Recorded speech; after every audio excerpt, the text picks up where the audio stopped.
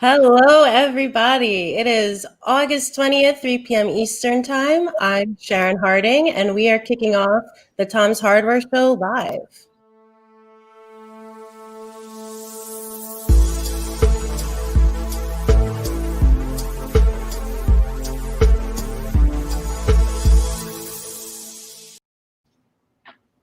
Well, that didn't go quite as planned, but that is our working theme song. So there's something to keep an eye out over the coming weeks as we fine-tune that a little bit, but still a little bit exciting.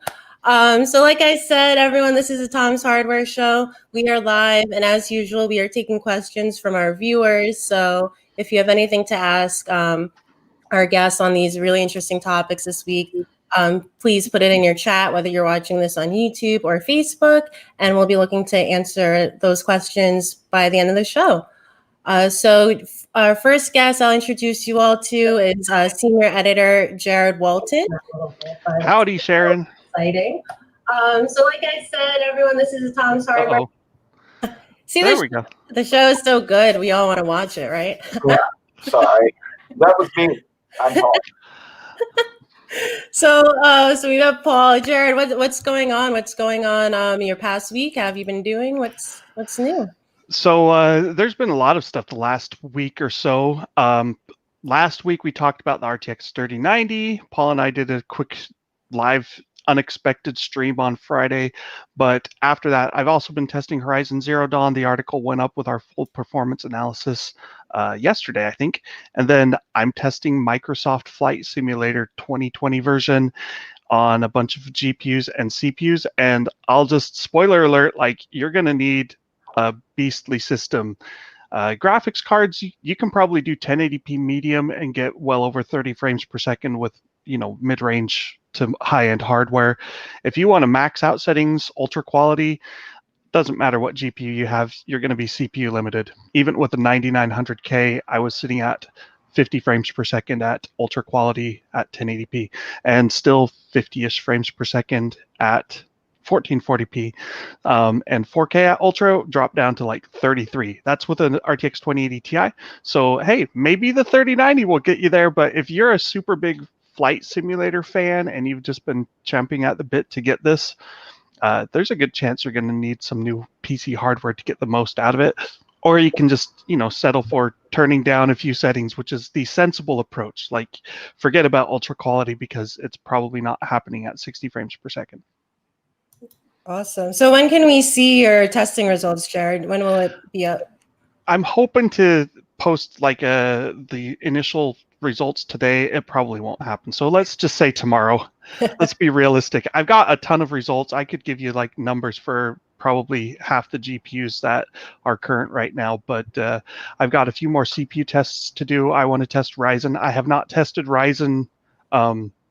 Well, I tested the 3400G, but I haven't tested the other Ryzen CPUs that I want to test yet.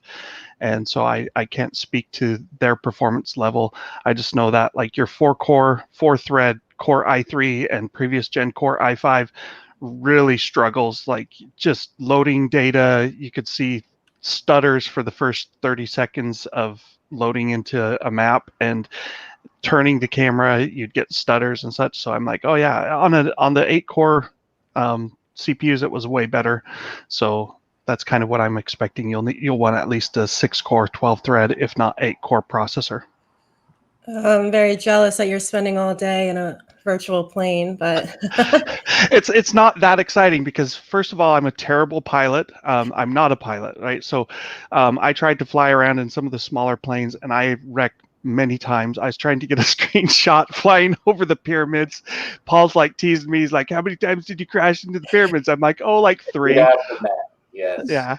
So but I figured out how to get the autopilot to take off and then land, and so my benchmark is basically letting the autopilot come in for a landing, and I record a 90-second clip of that because that's kind of the most exciting seat of your pants part if you were playing the game, is the landing and takeoff. So actually landing, I think, is a lot harder than a takeoff, it would seem. So I do that, and it's like you replay that same sequence ad nauseum hundreds of times. So That is the life. So we also have Paul Alcorn, our Tom's Hardware Deputy Managing Editor, joining us this week. What's up with you, Paul? Nothing much. We covered hot chips earlier this week, and some of the announcements coming out of that show. There was quite a bit, especially after Intel had their architecture day the week before. So, they detailed just a few more details of their, Tiger Lake CPUs and Ice Lake. AMD was there, but they didn't really say much new. They didn't say anything new that they haven't already said before. So that was a bit of a letdown. We're always looking for the hot news there.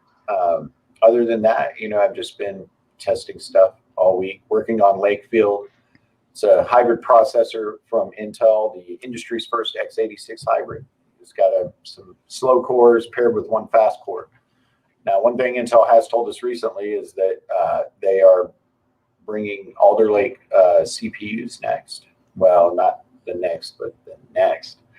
And those will be the same type of a design with slower cores paired with faster cores. So the performance of Lakefield and how the operating system does all of that stuff is very interesting. It's going to be very relevant before you know.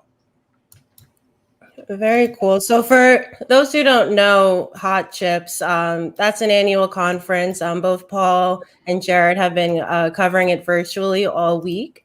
It's literally a symposium on high performance chips is what they call it, literally themselves. So it's got a lot of great deep dives on processors and getting into the nitty gritty technical details of things like that. So Paul is our CPU expert, of course. So you talked a little bit about it already, but what was the most exciting or interesting thing you caught at the show this week?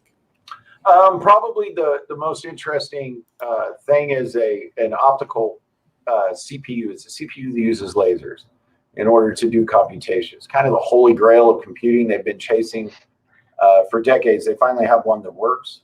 They're planning on productizing it. They're pretty far along. They explained how it works. They shoot lasers in there, and they literally bend the light to determine, zeros and ones. And there you go. You have a computer. Of course, that's the simple version of it. I have an article that will be posted shortly, probably within the next 2 hours, outlining that chip and kind of the plans for that. Intel, they outlined some details of their Ice Lake server CPUs on 10 nanometer plus. They're so late that I'm not sure anybody cares, but they are coming. They're coming with the Ice Lake architecture. They've made a bunch of fine-grained changes, but I mean, at the end of the day, there really isn't a whole lot to jump up and down and be excited about with that. And then, they also covered a little bit about Tiger Lake, which is coming for laptops. They talked about some of the more boring things if you're not into CPU architectures about that chip that they didn't talk about the week prior. And, Rajat Kuduri did a keynote there and kind of promoted their vision of the same vision that they were talking about the week prior, an architecture day. So there was a bit of redundancy in this show, that's for sure. Hey, I enjoyed the Microsoft thing on the Xbox Series X. I don't know if we want to jump right into that, but it was nice to get some concrete details that we hadn't gotten yet about, they actually listed some ray tracing performance numbers. The problem is they're not in the same category or the same units as NVIDIA's GigaRay, so we still don't know exactly how they compare, but we do have some additional details, so that was nice to see. Yeah, the information around on the graphics side of the house was definitely far more interesting than what we were told on the CPU side of the house.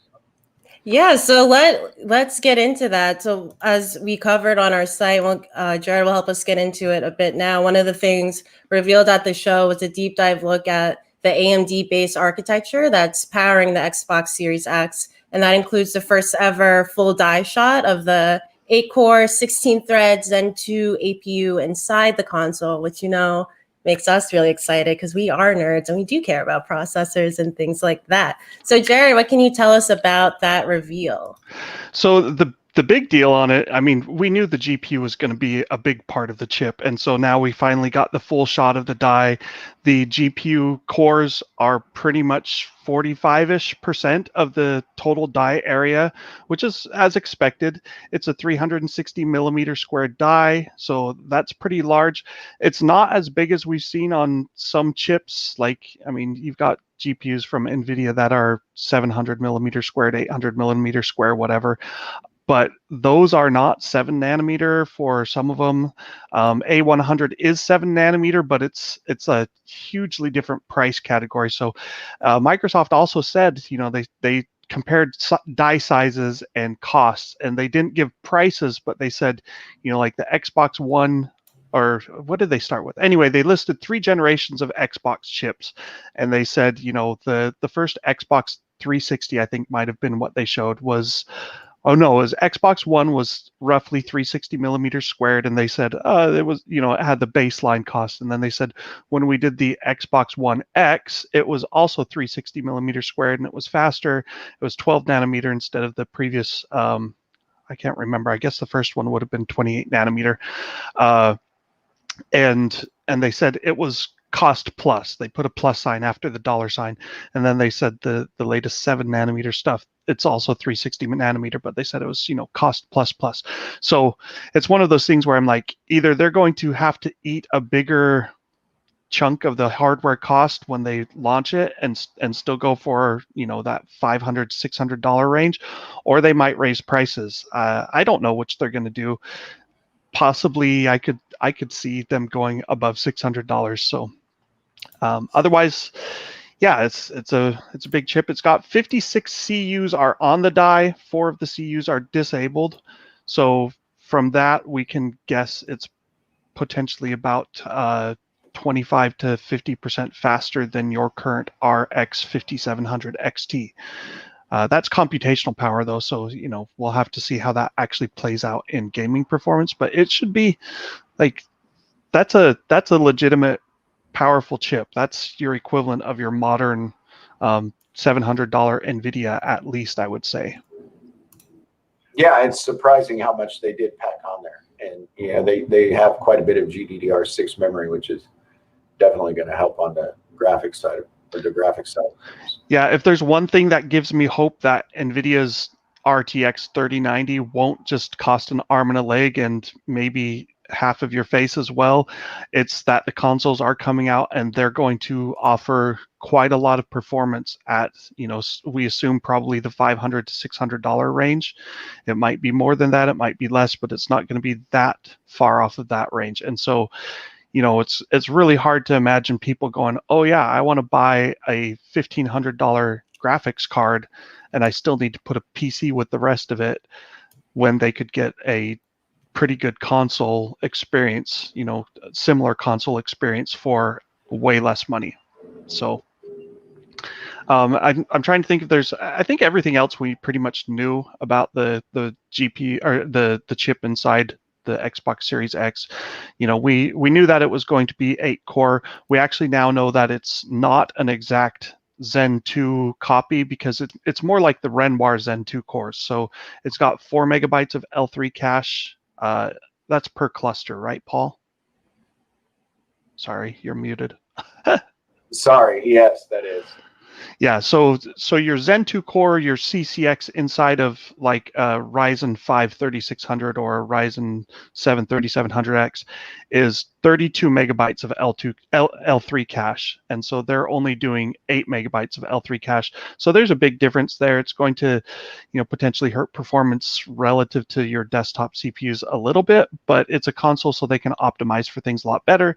And hopefully, you know, I compared to Xbox One, this is a massive jump in CPU power and GPU power. So it'll be a nice, impressive gaming console for those who want to go that route. I'm still a PC gamer. I don't own any consoles other than an aging Nintendo Wii. Really? Wow. Man. The Wii of all Nintendos? That's what you ended up with? Someone gave it to my wife, actually, as just like, they were like, hey, we're getting rid of this. And we actually bought Mario Kart for it because that's the only reason to own a Nintendo in my book. And so my kids and I still play Mario Kart on a regular basis. That's our family outing, or not outing, but our family pastime for gaming. So I have a question. You talked about the size of the die, which of course we're looking at right now for those who haven't seen it. And you mentioned, it's very large. It's more than twice as big as a Renoir Ryzen 4000 APU. So what does that allow, Microsoft to do, and what does that translate into? What does that translate into for gamers potentially? So the big deal between Renoir and this, like the CPU in Renoir is going to be very similar capability to the CPU in the Xbox Series X. The graphics card in Renoir, on the other hand, is just like a completely different generation. It's a Vega 8, so you have 8 CU clusters. That's just, it's so much slower. So, and then you also throw in like Renoir is a dual channel DDR4 interface. So even if you clock your DDR4 at, say, well, 3200 would be your typical, and that's 64 gigabytes per second, I think, of shared memory bandwidth. This has 6 memory channel interfaces to GDDR6 running at, I can't even remember the exact speed right now off the top of my head, but the total bandwidth is something like 600 and someone help me out, 680 or whatever gigabytes per second. It's almost 10 times the bandwidth of your Renoir chip and a lot of that is going to be necessary for the graphics. So along with having 7 times as many CU clusters, and these being Navi Generation 2 clusters instead of Vega Generation clusters, you also get that huge increase in memory bandwidth. And so the net result is it's legitimately going to be capable of 4K gaming, I think, especially with optimizations, because they know exactly what hardware they're going to be making a game for. They go, we got to build it for this GPU and we want to hit 4K, so we'll cut this and we'll do this. They even support 4K at 120 hertz. I don't know that they're going to hit 120 hertz without resolution scaling, but they could do resolution scaling, because there's also indications that there's some deep learning capability, or at least inferencing capability. I don't know if they have tensor cores or if they're just using like FP16 or Int8 to do inferencing, but sort of like NVIDIA's got DLSS. PlayStation 5 and Xbox Series X both have, theoretically at least, the capacity to do something similar, and so you could take a, say, 1440p type game, scale it up to 4K, and run it at 120 hertz and get a very nice console experience. Why would it matter if they're using resolution scaling? Would that hurt performance? Well, rendering it natively at 4K is still super difficult because there's 8 million pixels to shade and do all your calculations on. There's things like variable rate shading where you go, hey, we don't need to do full one-to-one pixel shaders on every pixel, so we can, based on color differences, we can get by with 2x1 or 1x2 or 2x2 or whatever shading, and improve performance. But if you drop down to 1440p as an example, and it's probably dynamic resolution scaling. Consoles have done this for the previous generation, so they're going to keep doing that. But with resolution scaling, it's like, hey, if we can improve the quality while rendering fewer pixels, then you can easily target higher frame rates. And so whereas the Jaguar cores in the previous generation consoles were really pretty anemic. I mean, let's be fair, they're just not that fast. Even though there's 8 of them, they're not that fast. It's amazing they got. Yeah, it really is. Like, if you've ever used like an old netbook or one of these like super cheap laptops that came with one of the Jaguar processors inside of it, they were kind of painful. It was like the Intel Atom. I couldn't recommend them to anyone. And so they're leaving that behind. They're going to Zen 2. It will be a huge boost in CPU performance. they're no longer going to have to target 30 frames per second because the CPU can actually keep up with 60 or even 120 frames per second. And so then they can build a GPU that they go after 120 frames per second, and then they say, hey, what do we do to get 4K at 120 hertz? And so they use resolution scaling and, maybe run at 70 to 80% resolution, and they can hit 120 frames per second. We'll see. It's having fixed hardware is a super big advantage for consoles over PCs because they don't have to worry about whether you have, a modern RTX 2080 or if you've got a 6-year-old GTX 980 sitting in your system. Yeah, and they can code specifically for it. And, as we've seen with Jaguar, that specific coding for those types of designs is given Jaguar legs nobody would have ever imagined. And, so some of the trade-offs that they did, like reducing the L3 cache, I don't think that's going to be as that big of a deal, honestly, especially given the level of customization that they'll do when they write game engines. So I think it'll be fine. Do you guys play games on console? Like I've outed myself. I don't play console games other than an old Wii from 2007? So I do believe Mario Kart is the most important Nintendo game you can play, but I'm playing it on I'm playing it on an N64. That's the only Nintendo I have. And I also have a PS4 and Xbox, but I don't really play. We have an Xbox One that my son plays all the time. Sometimes I play Minecraft on it with him or whatever he is playing, some child's game, but mostly if I'm going to game, it's on a PC. But I mean, if I'm going to game for me, then it's definitely on a PC. Yeah, and I got to say, like, one of the things I've loved about Microsoft lately with their console is their Play Anywhere initiative, where all of their first-party console games, like Forza Horizon 4 and Gears of War 5, have also released simultaneously on Windows. I'm like, well, that certainly removes the need for me to even consider owning a console. I guess I have a bunch of Xbox One games that I have never used on an Xbox now.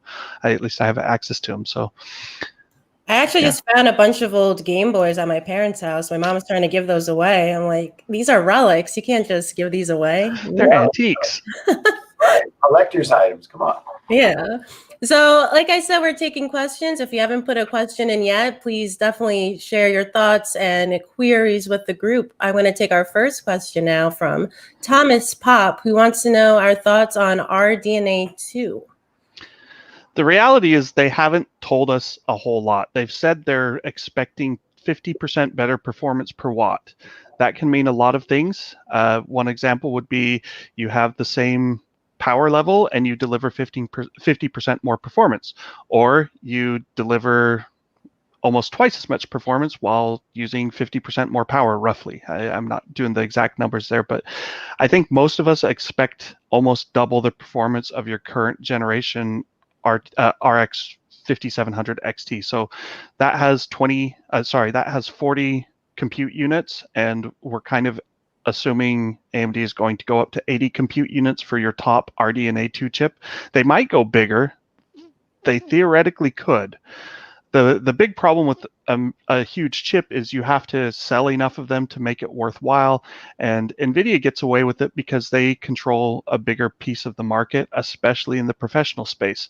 So those NVIDIA A100s that go into $200,000 server, and there's eight of those in there, and each of those A100 is probably adding $15,000 to the price. Like, that's a whole nother level compared to consumer hardware, and they're still selling just about every A100 they make to supercomputers and such.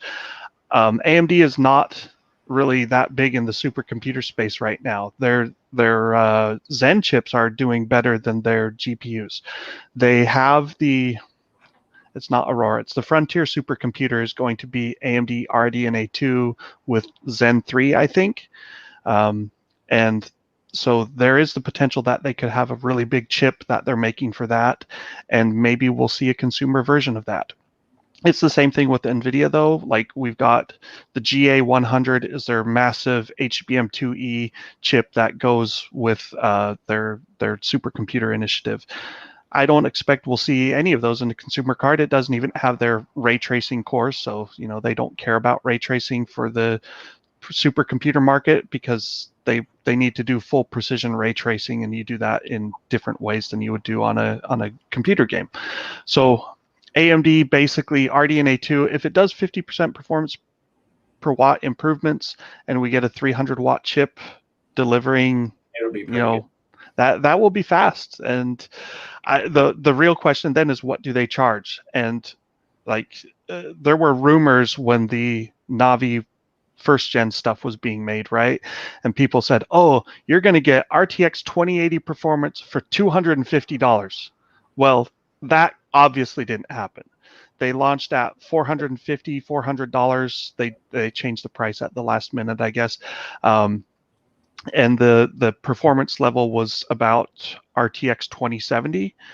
And my assumption is if they double the performance or at least increase it a big jump and are competing with, faster than RTX 2080 Ti, hopefully competing with RTX 3080, maybe even 3090, I don't know, it's going to cost probably $1,000 for their top model. And then it will trickle down and you'll be like, hey, at the $500 mark, I can now get 30 to 50% better performance than the current generation. But these are big corporations. Neither one of them is going to give away a huge boost in performance without charging more.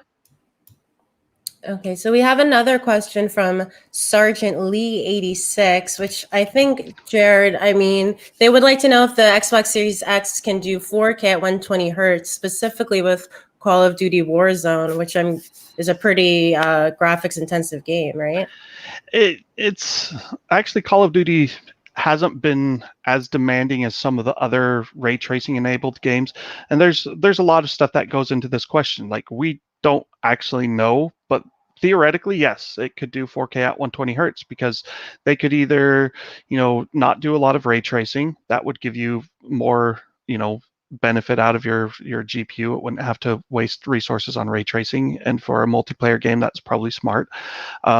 They can target the CPU and GPU specifically built into Xbox Series X and say, hey, we'll just do level of detail scaling and quality scaling to make sure that we stay above 120 frames per second.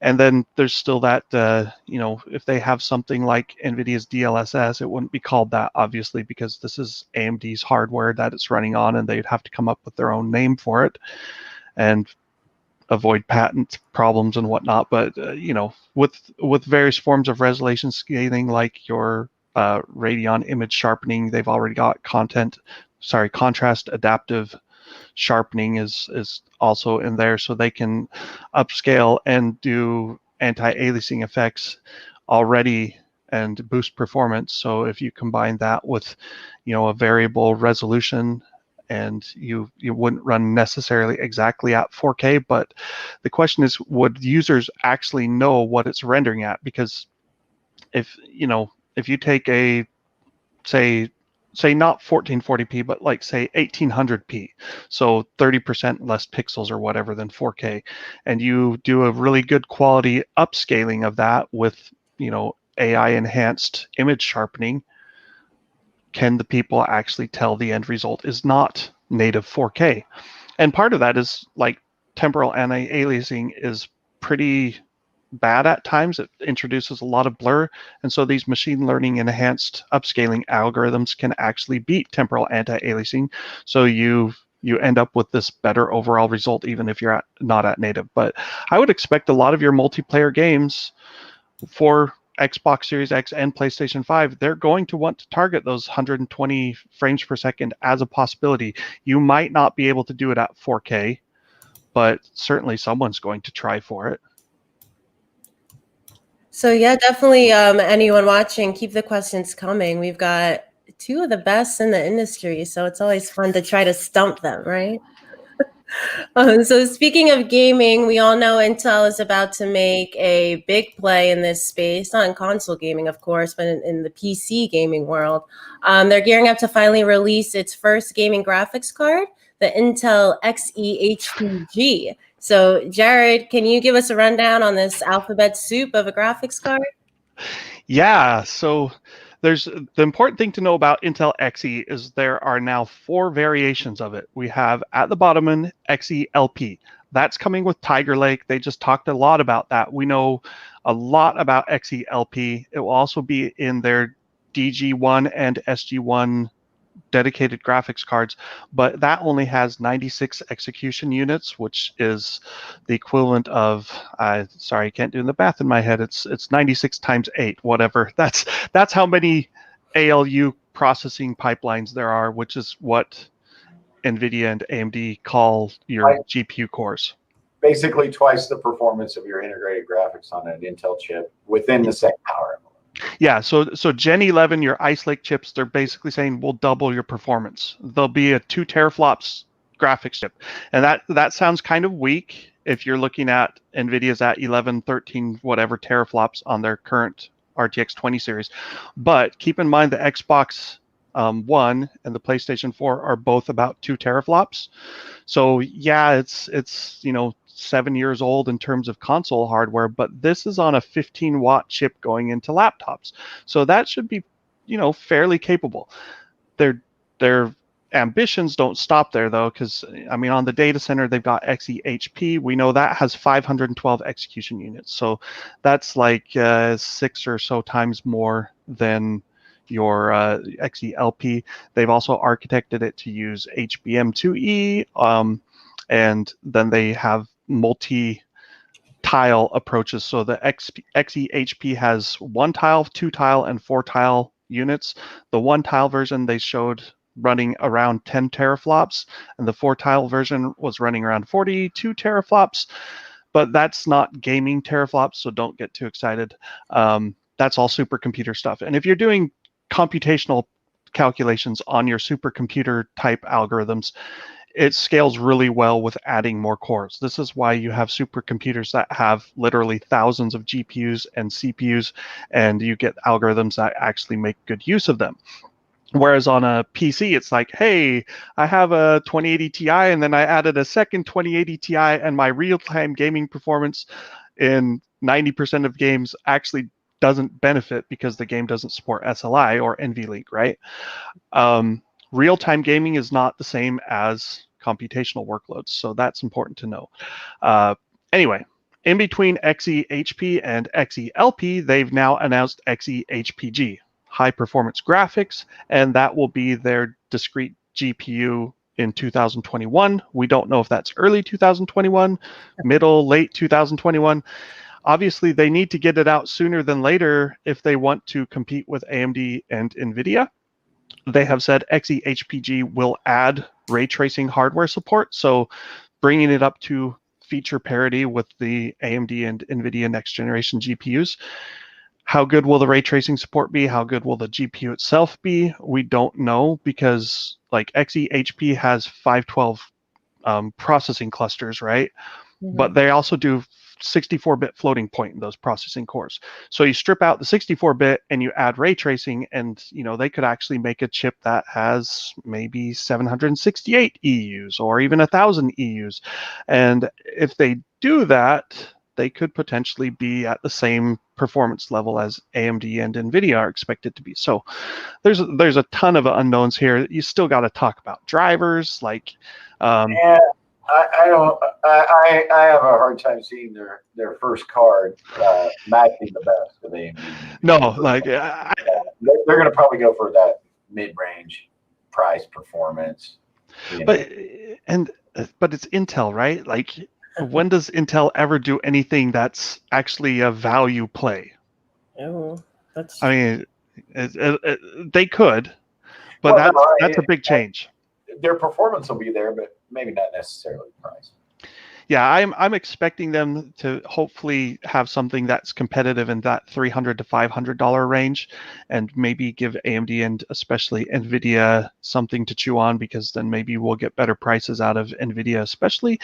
But it's too early to say, because we literally know nothing other than they're saying they're making it and it's coming next year, but we don't know specs. We just know it will be lots of EU clusters, and it will use GDDR6 instead of HBM because Raja even joked, Raja Kuderi, who used to be at AMD, right? He says, yeah, I've still got the scars on my back from trying to bring HBM to a consumer graphics card twice. So he's referring to the Fiji or R9 Fury X and the Vega RX Vega 64 stuff, where both times HBM added a lot to the price and they didn't need it so much, and so it ended up hurting their price and their performance relative to NVIDIA. So he's basically saying, yeah, we're not going to do HBM on the consumer card. We're going to do GDDR6 because we can get enough bandwidth out of that. So we'll see. The low end stuff is going to be interesting too because DG1 is their budget integrated graphics solution for Tiger Lake, and they're saying they're going to sell that as a standalone GPU. And you've got to have a PCB, you got to have a cooler, you got to have all the stuff that goes into it. And I'm like, well, how much are you going to sell it for, Intel? Because if it's say $150, sort of a budget price, and it's not faster than NVIDIA's GTX 1650 Super, which, based on what we know of the specs, 96 EUs is not going to beat a 1650 Super. I'm like, well, you're just going to have to use your marketing muscle to push the Intel name. Yes. Well, they'll probably target like OEM desktops and stuff like that. Yeah. And again, I said drivers earlier. Like Intel's drivers have gotten way better for graphics cards over the last 4 or 5 years, but they're not perfect. I mean, I tried to get, say, Horizon Zero Dawn. I just tried to make that run at all. Like, I was like 720p resolution scaling. I'll do anything just to try and make it run. And there's a shader compilation that it does at the beginning before you can even get into the launching the game, and it took like 15 minutes. And it failed every time at 73%. So right now, it doesn't matter what Intel GPU you have, you can't even try to run Horizon Zero Dawn. I'm like, okay, well, that's just one game. Maybe they'll fix the drivers. Maybe with resolution scaling at 720p, then an Ice Lake Gen 11 graphics chip could run at 30 frames per second. That's a pretty low bar to clear, but that's what they're shooting for, I hope. And it's like, if you're doing a dedicated GPU for the desktop, though, you can't not run games on day one. Like, that's just not going to fly. That is one thing that, as they started their marketing program for this, Intel started marketing their graphics cards, last year? A good 2 or 3 years before they even plan to release silicon. But, one of their big marketing things was that they would increase their frequency of driver updates. And they have updated them more often, and they claim that they'll hit all the, the big launches, they'll have game ready drivers, but apparently they missed this one. What do you think, Paul? The Xe HPG. What do you think the biggest obstacle for them, for that card, or that to work into the market? The problem with the problem there is Intel's trying to do too many things at once. So, in my opinion, and some of those things that they're doing are almost saving them in some ways, but some of it adds a lot of complexity. So they're using EMIB with really high-powered processors. EMIB is basically a little tiny silicon bridge that allows two chips to communicate. So you can hook chips up with a super bandwidth, but it's a complex manufacturing process. They did it in Kaby Lake G. They've spent a lot of money and time perfecting manufacturing it, but it's still not something they're punching out 1 million chips per day with, like they do with other technologies. So they're using that to connect some of the, the different components together. And then they're also using Foveros 3D stacking. Now, the only productized product that they've had out with that is Lakefield, and, that's not a whole lot of units.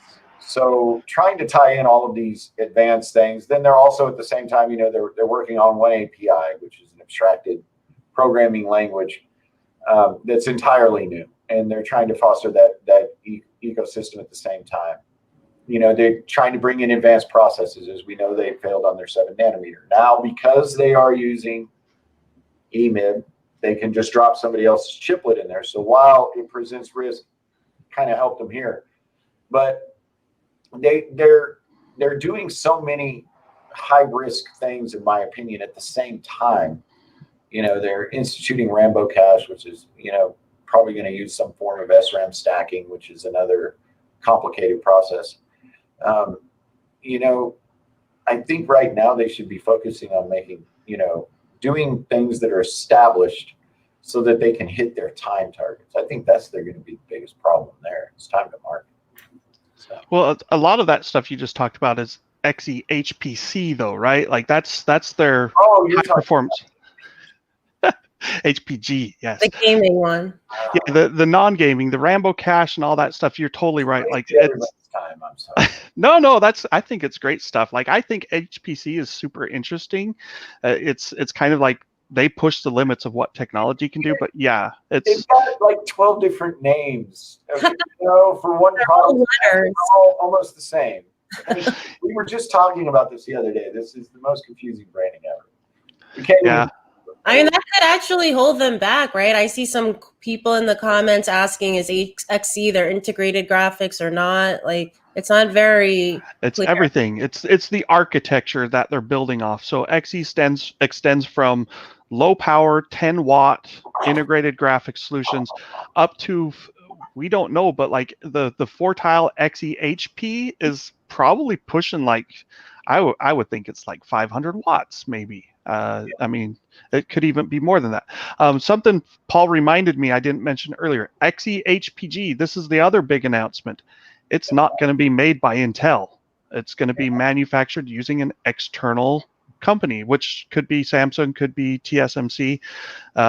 Those are pretty much their only two options. But, so it'll be kind of interesting if you have NVIDIA and AMD and Intel all manufacturing graphics cards for gaming, except none of them have their own fabrication facilities to do that. So, yeah, and so in some ways that levels the playing field, but it takes away a big advantage that Intel has always had, and that's with process. But except they lost that advantage, right? They made this big deal like Superfin. Tell me about Superfin. Is Superfin going to match or beat TSMC's 7 nanometer? On Superfin? Yeah. Superfin, it will. It depends on what you're talking about. Now, if you're talking about density, it'll be close. But if you're talking about performance, it'll kill it. I mean, to be quite honest. I mean, that's 7 nanometer. What are we talking? 7N, 7 plus, or 7? Yeah. But so they have different libraries, right? They have density optimized libraries and all of that. Compared to what ships into the market, 10 nanometer will be close. There's a guest in my background. Corbin, we're live. Captain America is joining the Tom's Hardware show. Yeah. What do you say, Captain America? What? That's my 10-year-old. He's probably wanting to get on a computer and play games right now. Well, since we have a guest joining us, I figured we'd take some of your questions. Maybe he can help us out. This question I'm interested in because it sounds so mysterious. Timothy Ballardridge asked that he said he heard mention of a new language Intel is making. Has anyone heard anything like that? Yes, that's one API, which is a programming language that basically right now, if you program for different types of compute, so you make you write code for a CPU, you write code for a GPU, you write code for an ASIC, any of these different, or an FPGA, these codes are non-transferable. You can't just write code for, to make a software applications or frameworks or anything on a CPU and then just transfer that over to a GPU. It takes a tremendous amount of work to make it work on the different platforms. So, you got like 5 different platforms that you have to go to. One API, the general idea behind this is to make one programming code that can drop onto any of those and run. Now, you would still have to optimize. If you want the absolute best performance, as always, you'll have to do some fine tuning for each of the different types of architectures. But the fundamental concept behind it is that you could write a program for a CPU and it could run just fine on a GPU. Yeah, and not just CPU and GPU. They're talking about, like, they called it XPU. What was the X? Is like basically it's cross. Well, no, when they say XPU, what they mean is you got GPU, CPU, You're right. FPGA. XPU just get kind of any PU. any type Yes, of the processing. X is not an actual, like, it's not extreme or whatever, but yeah. Taylor, Yeah, they talk about the different types of computation, right? Computation devices. So. Yeah, which is, I mean, like if you look at NVIDIA and AMD, they've already kind of got most of this. They've got their graphics processing clusters. They've also got their tensor cores now for NVIDIA. So you can either write a program for NVIDIA. It could use either their CUDA cores, or it could use their tensor cores, or it could use, FP64, FP32, FP16 CUDA cores. There's these options. And then there's that, like, AMD, or not AMD, sorry, NVIDIA. There's talk that they might buy ARM because NVIDIA needs a CPU cluster, and ARM could be that. I don't know if it's going to happen, but NVIDIA has a lot of money. That'd be really interesting if they bought ARM, don't you think, Paul? Yeah, if Jensen has his way, they'll do it. It wouldn't be just interesting; it'd be a masterstroke. It's a brilliant plan, Yeah. to be honest. So, ARM licenses out its technology, but when you buy ARM, ARM designs the core IP. They design the ARM cores. You get a lot of experience, a lot of engineering talent, and you could use that. You could still license out basic ARM to everybody. There's no way that NVIDIA will not be allowed to buy ARM if they don't agree to continue to license to other ARM vendors. Otherwise, like half the cell phones in the world are taken off the table immediately. It's just not going to happen. They can't just say, we're going to come in and take ARM and nobody else can have it. But what they can do is they can use the knowledge from the ARM teams to design while they continue to license out ARM architectures, they can design their own custom stuff too. And they can make their own chips, and then they can compete with Intel and NVIDIA. And a matter of fact, they'd be able to do it in some pretty exciting ways, because then they would control the instruction set and everything, and it would allow them to, they can do levels of integration they've never even thought about before. And think about Mali and the graphics IP in ARM chips. If you got rid of Mali and replaced it with GeForce, or even some merging of the two, then you're licensing out GeForce IP to billions of mobile devices.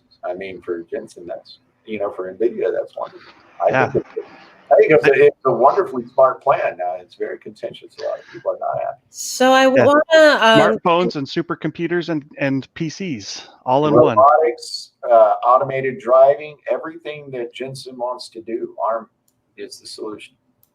So I want to get into a couple of viewer questions before we run out of time. So we've got a couple of questions asking, since we've learned so much about the Xbox Series X, if we know anything else about the PS5 in terms of its architecture. Someone's asking about Xbox using RDNA 2. So do we know what PS5 is using? I don't think they've absolutely stated this, but it would be shocking if it's not full RDNA 2, just like the Xbox Series X. I expect them to be the same architecture. The only difference is going to be the PlayStation 5 has 36 compute units, whereas the Xbox Series X has 52 compute units. Sony has said theirs are being clocked higher. I think they said 2.1 gigahertz maybe, whereas Microsoft is at like 1.85, or I can't remember exactly what the GPU is clocked at, but it ends up that Microsoft is going to have about a 20% computational advantage on the GPU, but I don't think it's going to be, that's not insurmountable by any means. Like your games and your software and your multiplayer stuff and all of that will matter at least as much as that 20% in theoretical performance. And so I'm expecting it's going to be pretty much like your Xbox One and PlayStation 4, where they're both Jaguar cores. They both have a GCN, I don't know what generation that was, 2 architecture graphics chip, and you just had differing amounts of each. Xbox One actually kind of, they went too light on the GPU. They had fewer compute clusters, and they had a different memory arrangement for the original Xbox One. They fixed that with the Xbox One X, and PlayStation 4 Pro also got better relative to the PlayStation 4. But it was interesting because it's like they keep flip-flopping positions. So even in this next generation, it looks like Microsoft is going heavier on hardware than PlayStation, not by a massive amount, but a little bit higher. I always go for the faster chip. Yeah. Sorry, I don't care about all of the rational things you just said. None of that matters. I buy the faster chip. If you want to play Xbox games, you got to buy the Xbox. If you want to play this PlayStation exclusives, you got to buy the PlayStation. And if you're like us, you just buy the PC and take the ports when they come if you really want to. There's our buying guide done. Put that up, update that, good to go. So our next question is such a Tom's Hardware question. I love it. It's from Sergeant Lee 86. They want to know if they can overclock the 10900K to 5.4 to 5.5 gigahertz on all cores and what cooler they need. This is for gaming. They're going to need a heck of a cooler, aren't they, Paul? Yeah, I would have to. Paul's got a special cooler coming. Do you have it now, Paul? Yeah, I have it coming. I have it here. I just haven't had the chance to, unfortunately, put it together. Build the loop. Yeah. I mean, Paul's got a 960-20, what is it? Cooling loop. So he's got a massive cluster of fans on a radiator, but it's old. So he's replacing that with like a 1280 millimeter. Is that a square? Yeah, is it a full square? I tell you, but I don't know what I did with it. I don't know how I could have possibly. How do you use that? So, do you have any advice for Sergeant Lee, Paul? Well, can they overclock? Okay, so for the 10900K, if you're going to overclock it and you're trying to hit that, first of all, you won't get that on all cores, unless you're going to go with some type of sub-ambient cooling. But if you're using like big water, like I had a 720 millimeter water loop, and that's what custom loop that I tested it with, and I was hitting 5.1 on all cores. Now, if you want to hit that type of a clock in gaming, now of course I'm also trying to make sure that I can run it through AVX types of workload. So since games don't use AVX typically, you could get a little bit higher, and but probably the best thing to do with the 10900K is you could do per core overclocking. So what you can do is find out which cores can overclock higher and push those up to 5.3, maybe 5.4 with big water. As long as you're not running into any AVX workloads, you would use an AVX offset. I wouldn't expect 5.4 on all cores. I mean, at least not based on the chips that I have tested. Unless you're using liquid nitrogen or maybe a Peltier cooler? Yeah, some type of sub-ambient cooling, right? Like, run it dice, like dry ice or something. Anything that's going to get you below. Paul's got his cooler. He's pouring ice cubes into it. Hey, dice works pretty good. I even have a phase change unit. It's basically a refrigerator that has a thing. You hook it up, takes your chip down to, below zero. Only down to about -40, but that's pretty good. Anyway. Then you have to deal with condensation problems, right? So. Yeah, that is a problem. But it runs all the time. It's loud, but you can use it all day long. I mean, it's not like liquid nitrogen. But barring those types of things, you should keep your expectations in check. I don't think that you'll hit that on all cores. If you do, tell me. Because if you go to a binning company, you could get a pre-bin CPU that might get you an extra 100 to 200 megahertz, but you'd pay probably twice as much if you went for the top bin. Silicon Lottery would be where you would go for something like that. Let's see what their top rank just real fast. 10900K. Watch me eat my words. Yeah. They'll be like, don't listen to Tom's Hardware. We got chips that will do 5.4. We will wait to see if Paul is wrong. They're doing it exactly the way that I recommend it. Their chip is advertised at 5.1. Pre-overclock, they guarantee you'll get 5.1 for $929. But what they do is they run 5.3 or 5.2 on one core. So they give you a little boost on one core. That's going to be the trick, is to find the few really strong cores. All chips have them. The per core overclocking is really great if you have the time to experiment with it.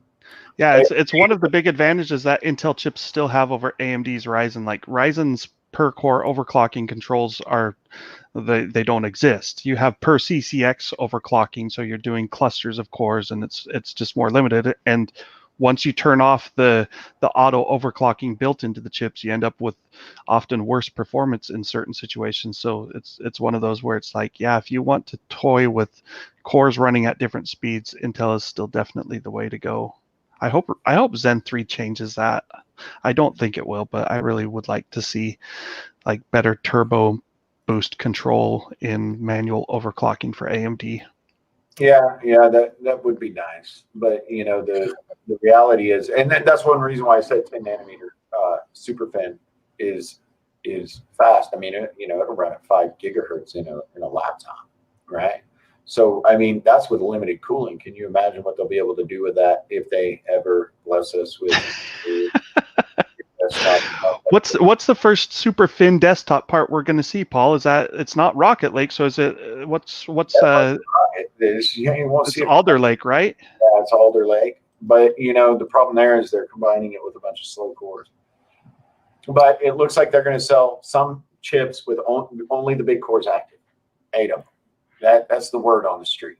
So I mean, those might be pretty impressive, man. We'll see. Is Alder Lake coming next year for sure? Oh, sure. That we think, right? So we're talking at least a year away, probably still. I think they said 2021 into 21. Yeah, but they're still talking about an 8-core chip. That's kind of the surprising thing, where you're like, whoa, like that's sort of painful to think about. Like a year from now, Intel's desktop chips are still going to be 8-core. It's actually stepped down from the 10900K. Yeah, it's going to be a real problem for them. There is no doubt about that. But with the new core, I mean, and we already know Intel's in trouble on the desktop. So I would expect for that to continue. They said 2021, which means the last day of 2021. Well, we will be here. We will be waiting, and we will definitely be talking about it if and when it happens. 11:59 p.m. We'll be there. We will be. I know Paul will be there. Paul will be up all night. Hopefully, it's going to be it will be a lot better than the Cannon Lake. 11:59:59. You'll get your info a minute early. That's about the luckiest you'll get with Alder Lake, in my opinion. That's the earliest you'll see it. All right. Well, that is about all the time we have for today. But don't be sad, because we'll be back next week, Thursday, 3 p.m. Eastern, live again, taking your questions again. So keep them coming. If you like what you see and you're watching YouTube, please subscribe to our channel so you don't miss any of our videos, any of our other shows. We've got the Raspberry Pi Focus Piecast show as well. A lot of other great videos we are uploading, of course. You can also catch the replays on YouTube and Facebook. And you can download the episodes as podcasts and take us with you on the go. Jared in your pocket. How about that? That'd be a big pocket. So special thanks to our special guests, Jared, Paul, and Captain America, who stopped by real quick. So that's our show for the week. We will see you all next Thursday. Thanks, guys.